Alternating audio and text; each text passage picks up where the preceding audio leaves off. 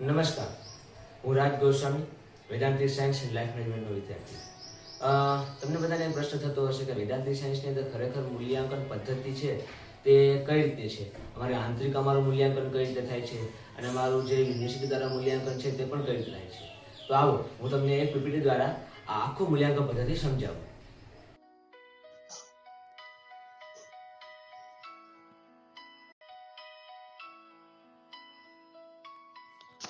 નમસ્કાર સૌને. વેદાંતિક science and life management મૂલ્યાંકન પદ્ધતિની શરૂઆત કરીએ તો વેદાંતિક જીવન વ્યવસ્થાપનના મૂલ્યાંકન માત્ર ગુણાંકોનું નહીં પણ ગુણોનું છે. જ્યાં પુસ્તકીય જ્ઞાન કરતાં જીવનના અમલીકરણને વધુ પ્રાધાન્ય અપાય છે. અમારે મૂલ્યાંકન પદ્ધતિનું મુખ્ય વસ્તુ એ કે તેના અમને કદી ક્યારેય માર્ક્સ પૂછવામાં આવ્યા જ નથી.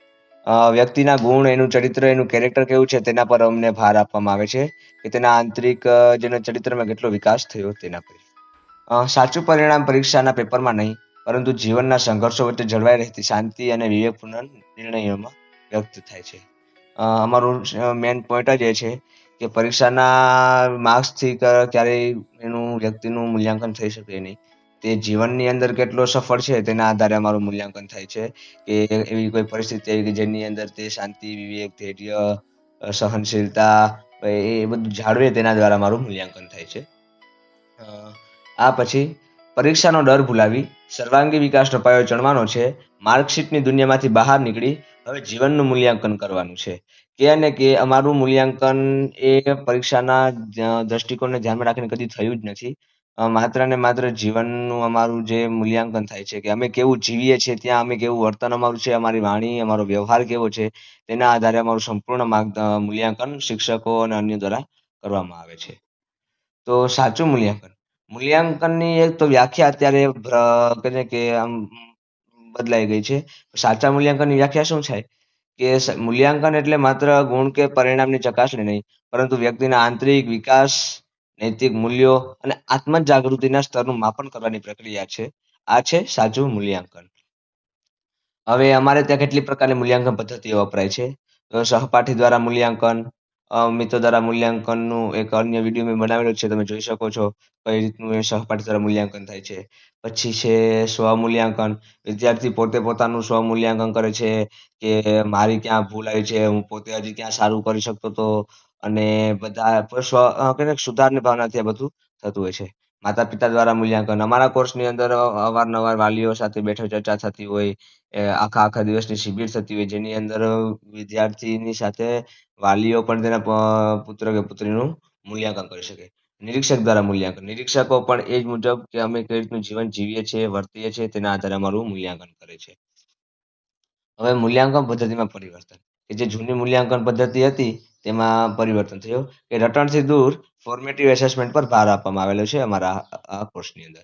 વિદ્યાર્થીઓની સર્જનાત્મકતા, વિચારશક્તિ અને આચરણ તેમજ વ્યવહારનું મૂલ્યાંકન થાય છે. ગુરુકુળની જેમ વ્યક્તિગત માર્ગદર્શન અને સતત મૂલ્યાંકન. અમારા ગુરુજી છે તે અમારી સાથે વ્યક્તિગત બેસે છે અને તેની સાથે અમારી ચર્ચા થાય છે કે હજી અમારે સુધાર કરવાની જરૂર છે, ક્યાં હજી અમે સારું કરી શકતા, તેની આધારે અમારું સંપૂર્ણ માર્ગદર્શન તે પૂરું પાડે છે. પછી છે વેદાંત અને જે NEP 2020 છે એનો શૈક્ષણિક દ્રષ્ટિકોણનો સમન્વય થયો તેનાથી શું શું સુધાર આવ્યો. તો કે આત્મજ્ઞાન અને વિદ્યા સાથે જીવન મૂલ્યનું મૂલ્યાંકન થયું છે. વિવેક, તર્ક અને આત્મવિશ્લેષણને પ્રોત્સાહન આપવામાં આવેલ છે. વિદ્યાર્થીને સંપૂર્ણ અને સક્ષમ બનાવવાનો અમારા આ કોર્સનો ઉદ્દેશ્ય છે. પછી છે આવા મૂલ્યાંકનથી થતા ફાયદા. કે આવા મૂલ્યાંકનથી ફાયદા શું થાય તો કે આધુનિક ટેકનોલોજી અને પરંપરાગત શિક્ષણ વચ્ચે સંતુલન જળવાઈ રહે. કેમ કે અમારા કોર્સની અંદર અલગ અલગ પ્રકારની 20થી વધુ સ્કિલ છે તેની અમે અધ્યાત્મ અને આધુનિકતાને સાથે લઈને જીવીએ છીએ. તેથી આધુનિક ટેકનોલોજી અને પરંપરાગત જે આપણું શિક્ષણ છે તેની વચ્ચે સંતુલન જળવાઈ ગયું છે અત્યારે આ કોર્સની અંદર. પછી છે વિદ્યાર્થીઓમાં સર્વાંગી વિકાસ, શારીરિક, માનસિક, આધ્યાત્મિક અને સામાજિક. વિદ્યાર્થી ખાલી શારીરિક, માનસિક અને આધ્યાત્મિક જ નહીં પરંતુ સામાજિક પણ બને. કેમ કે તે જ્યારે આવશે સમાજની અંદર ત્યારે તેનું જીવન આખરે સમાજની અંદર છે. તેથી તેને સામાજિક વ્યક્તિ પણ બનાવવામાં આવે છે. પછી છે શૈક્ષણિક સામગ્રીમાં ભારતીય જ્ઞાન પ્રણાલીઓ જેમ કે યોગ, આયુર્વેદ અને સંસ્કૃત. આવા મૂલ્યાંકન શું થાય કે આપણે યોગ, આયુર્વેદ અને સંસ્કૃત જેવી ભાષા આપણે શીખીએ તેનાથી આપણું સ્વાસ્થ્ય, આપણું જે વર્તન છે તેની અંદર પણ ઘણો સુધાર આવે છે. પછી છે 5 વર્ષની આ તાલીમ અંતે વિદ્યાર્થી એક એવા આદર્શ નાગરિક અને વ્યવહારદક્ષ વ્યક્તિ હશે.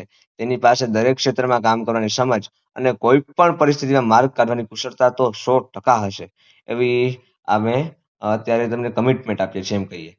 અ, આ હતું અમારા મૂલ્યાંકન પદ્ધતિ અને આ જ મુજબથી અમારું સંપૂર્ણ મૂલ્યાંકન થાય છે. ધન્યવાદ.